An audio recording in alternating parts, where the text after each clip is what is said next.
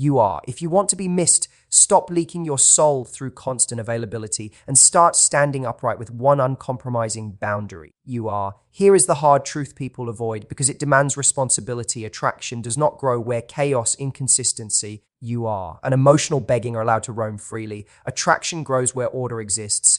And order begins with a boundary so clear, so calm, you are. And so non-negotiable that it reorganizes the entire dynamic. This is not manipulation. This is alignment with reality. You are. When you remove yourself from what diminishes you, you force the other person to confront the consequences of their behavior. You are. And consequences are the only language the unconscious truly understands. That one boundary is this: you no longer engage with mixed signals, half effort, you are, or emotional ambiguity. You do not explain it 10 times. You do not argue it. You simply live it. When communication becomes inconsistent, you step back, you are. When effort drops, you do not compensate. When respect wavers, you withdraw access. Not with anger, not with drama, with calm precision, you are. Because chaos feeds on reaction and dignity starves it. Most people fail here because they confuse love with sacrifice of self. That is a catastrophic error. You are. Love that requires you to abandon your standards is not love. It is fear dressed up as virtue. When you abandon your boundary, you are. You teach the other person that your needs are optional. And once your needs are optional, so are you. The psyche does not respect what collapses under pressure. You are. It studies what stands firm. When you hold this boundary, something inevitable happens. Silence enters the space where noise used to be. You are. And silence is terrifying because it creates a vacuum. In that vacuum, the mind begins to search. It reviews memories. It replays moments. You are. It compares presence to absence. That is when missing begins. Not because you beg to be valued, you are, but because your absence highlights the value you always carried but never enforced. Understand this clearly, people. Do not miss what they can always access. You are. Scarcity is not a trick. It is a natural law. Meaning requires limits. Without limits, nothing has weight. By stepping back, you are not playing games. You are. You are restoring proportion.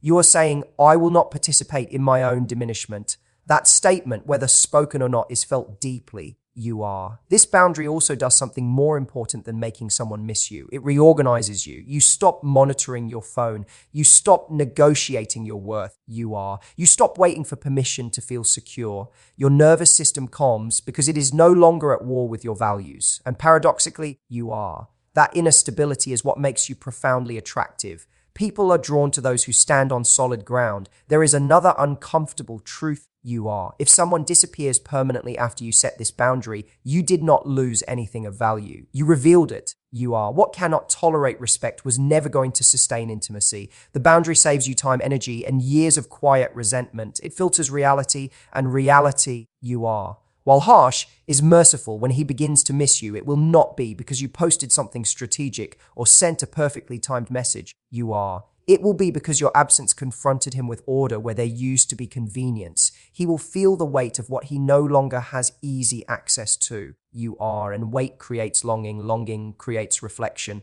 Reflection creates change, or it doesn't. Either outcome serves you. You are. So stop explaining yourself to people committed to misunderstanding you. Stop proving your value to those who benefit from undervaluing it. Draw the line once. You are live behind it consistently. Let your actions speak with such clarity that words become unnecessary. You are. Because the most powerful message you can ever send is not, please choose me. It is, I choose myself. You are. And you are welcome only if you can meet me there. One clear boundary restores self-respect and reveals true desire. You are. Because the moment you decide what you will no longer tolerate, you force reality to tell the truth. Most people live in emotional chaos not because they lack love. You are. But because they lack structure. They hope commitment will emerge from confusion, that desire will grow inside inconsistency. You are. That respect will appear without being required. That is not how human psychology works. Desire does not rise from unlimited access. It rises from meaning. You are. And meaning only exists where limits exist. A boundary is not a wall built out of fear. It is a line drawn out of self-knowledge. It says,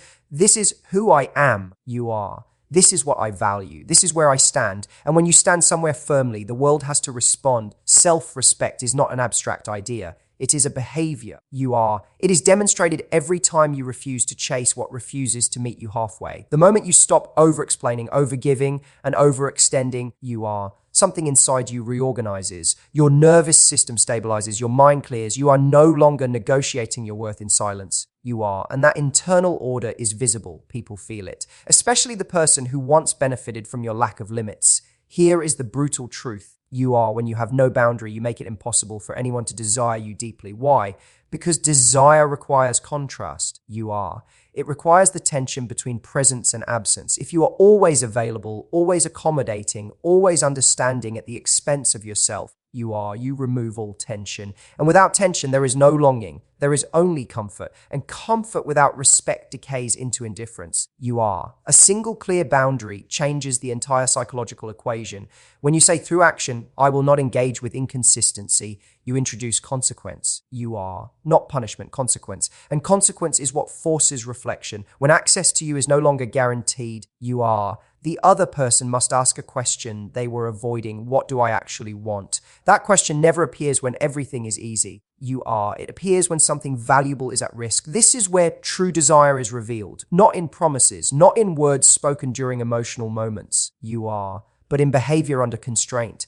When you step back calmly, without bitterness or drama, you allow the truth to surface. If they lean forward, adjust, you are, and rise to meet the boundary, desire was there. It simply lacked structure. If they retreat or disappear, desire was never strong enough to survive self-respect. You are. Either way, you win clarity, and clarity is power. Many people fear boundaries because they think they will push others away. In reality, you are. Boundaries only push away those who are never aligned with you. What remains is real. What leaves was conditional. You are. And conditional attachment is not something you should be fighting to preserve. It exhausts the soul. It turns love into labor. A boundary ends that labor. You are. When you hold that line, you stop asking, why am I not enough? And start living as someone who already is. That shift is not subtle. It changes your posture. You are. Your tone, your energy. You stop chasing certainty from outside yourself. You become certain internally. And paradoxically, that is when you are most wanted. You are. Because people are drawn to those who do not abandon themselves.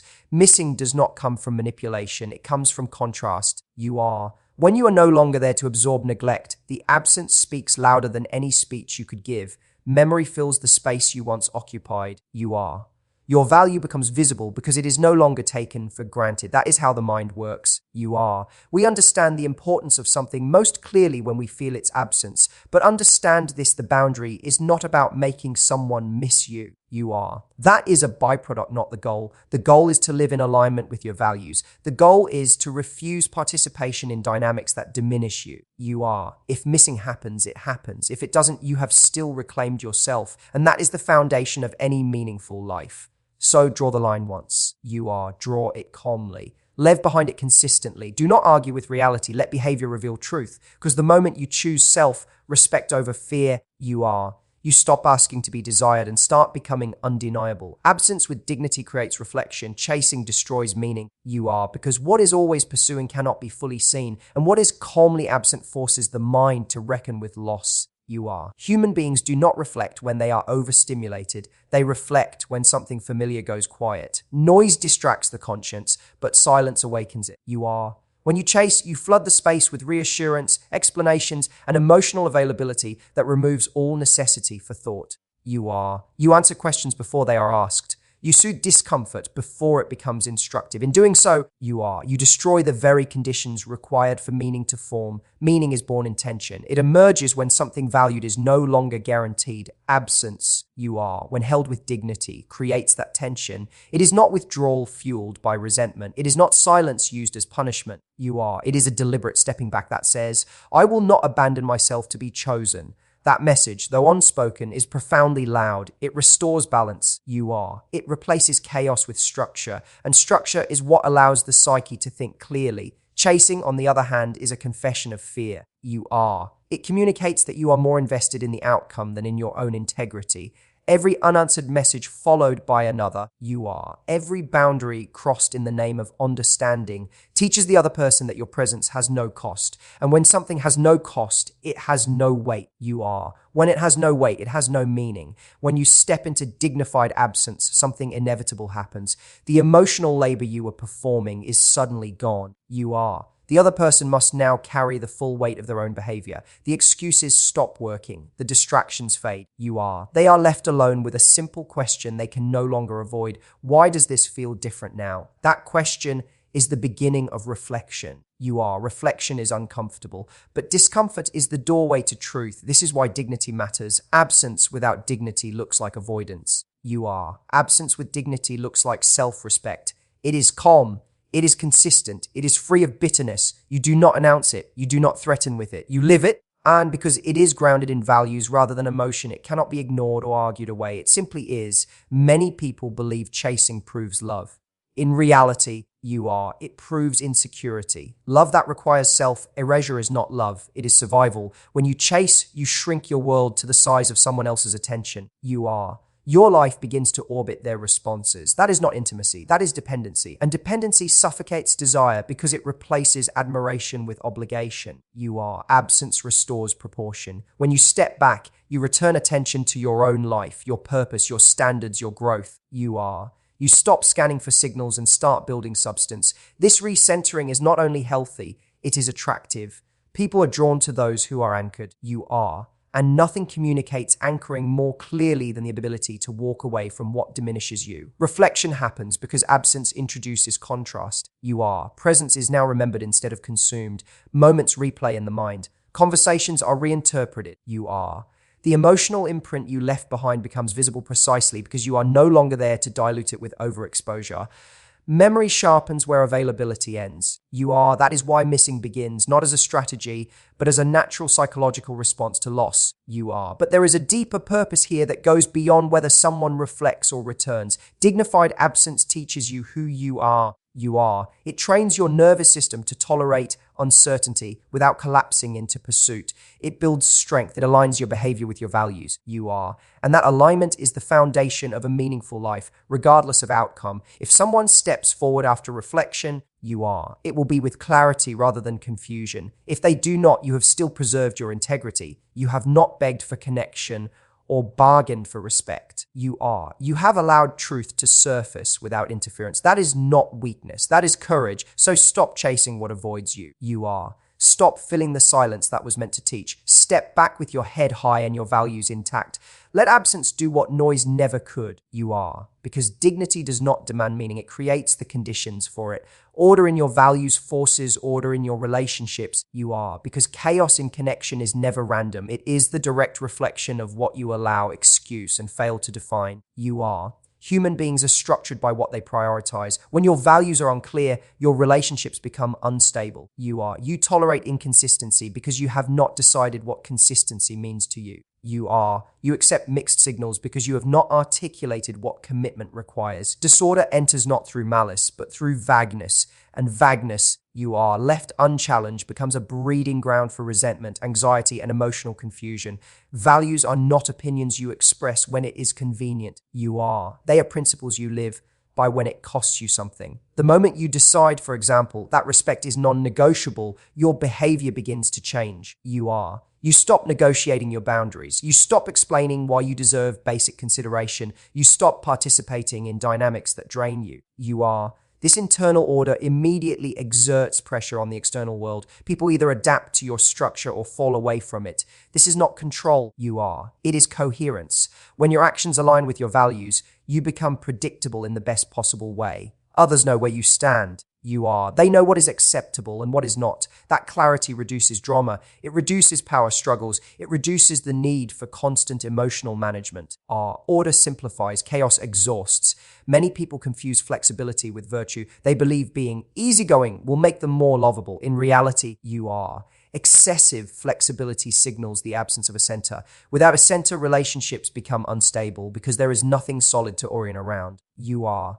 People cannot respect what has no spine, and they cannot commit to what keeps shifting to accommodate them. When your values are ordered, you are. You no longer react impulsively to fear of loss. You respond deliberately to reality. If communication becomes inconsistent, you do not panic, you observe. You are. If effort drops, you do not overcompensate, you adjust access. Your responses are not emotional explosions, they are measured corrections. You are. This calm consistency is what creates safety and attraction simultaneously. Order in values also protects you from self-betrayal. You are. Every time you ignore what you know is right for the sake of temporary comfort, you weaken trust in yourself. Over time, you are. That internal fracture manifests as anxiety and insecurity. You begin to doubt your perceptions. You ask for reassurance you should not need. But when you honor your values, even when it is uncomfortable, you build self-trust. And self-trust is magnetic. It communicates strength without aggression. You are. Relationships test values relentlessly. They expose where you are willing to compromise and where you are not.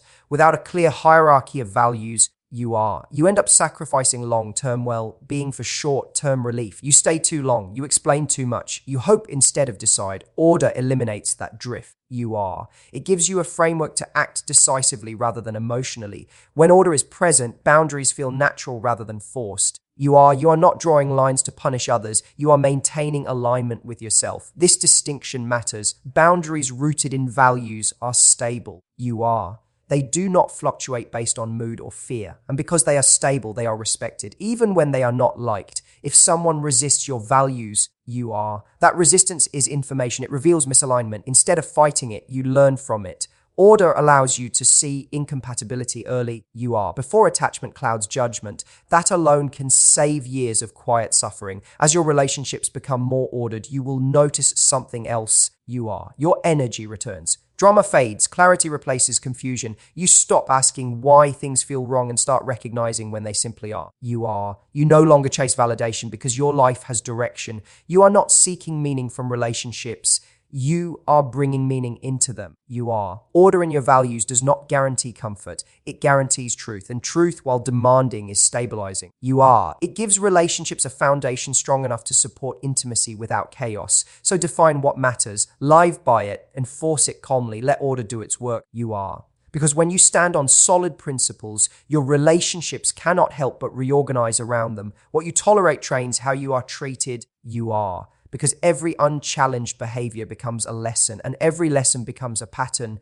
Human beings are constantly learning, not from what is said, you are, but from what is allowed. Words can express standards, but tolerance defines reality. If you accept disrespect, inconsistency, or emotional negligence without response, you are. You are not being patient, you are instructing. You are teaching others how much care is required, how much effort is optional, you are, and how far they can go without consequence. This training happens quietly, repeatedly, and with devastating precision. Most people believe tolerance keeps peace. You are. In truth, it breeds disorder. When poor behavior is met with silence, it does not disappear, it escalates. The psyche interprets tolerance as approval or weakness. You are. Not generosity. And once a pattern is established, it hardens. What began as a small compromise becomes the new baseline. Over time, you are. You find yourself living inside conditions you never consciously chose. Tolerating what violates your values fractures self-respect. You are. Each time you ignore a red flag to avoid conflict, you send a message inward that your comfort matters less than someone else's convenience. You are. That internal betrayal accumulates. It shows up as anxiety, resentment, and a constant sense that something is off. You may not be able to name it at first, you are, but your body knows. Disorder has entered the system. Training does not require intention. It requires repetition, you are. When someone learns that you will stay regardless of how they show up, effort declines. Why would it not? Effort follows necessity. If your presence is guaranteed, you are. Investment becomes optional. This is not cruelty, it is human nature. We rise to standards when they are enforced and relax when they are not. You are. Refusing to tolerate mistreatment is not about confrontation or aggression. It is about alignment. You are. It is the calm decision to remove yourself from dynamics that degrade you. Sometimes that looks like speaking up once, clearly and without apology. You are. Sometimes it looks like stepping back and reducing access. The form matters less than the consistency.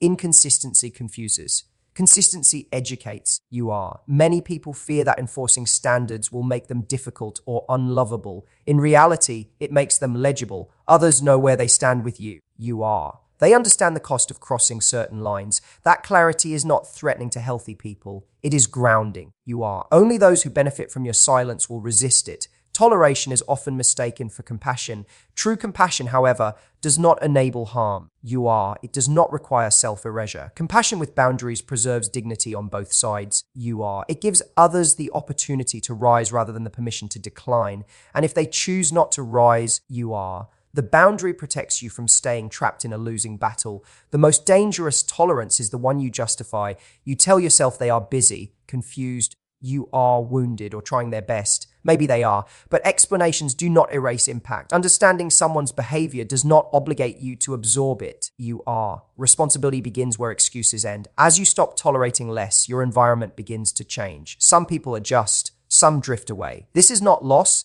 It is sorting. What remains is aligned. What leaves was incompatible with your standards. Either outcome restores order, you also begin to trust yourself again. You are. Each boundary upheld strengthens your internal authority. You become less reactive, less desperate, less willing to bargain with your own values. You are. That inner stability is felt by others. It changes the way they approach you. Respect follows enforcement, not requests. So observe carefully what you are tolerating. You are. Not what you say you want, but what you live with. That is the curriculum you are teaching. Rewrite it deliberately. Withdraw from what diminishes you. You are. Uphold what honors you, because in the end, the treatment you receive is rarely a mystery. It is the result of the standards you maintain. You are and the ones you silently abandon.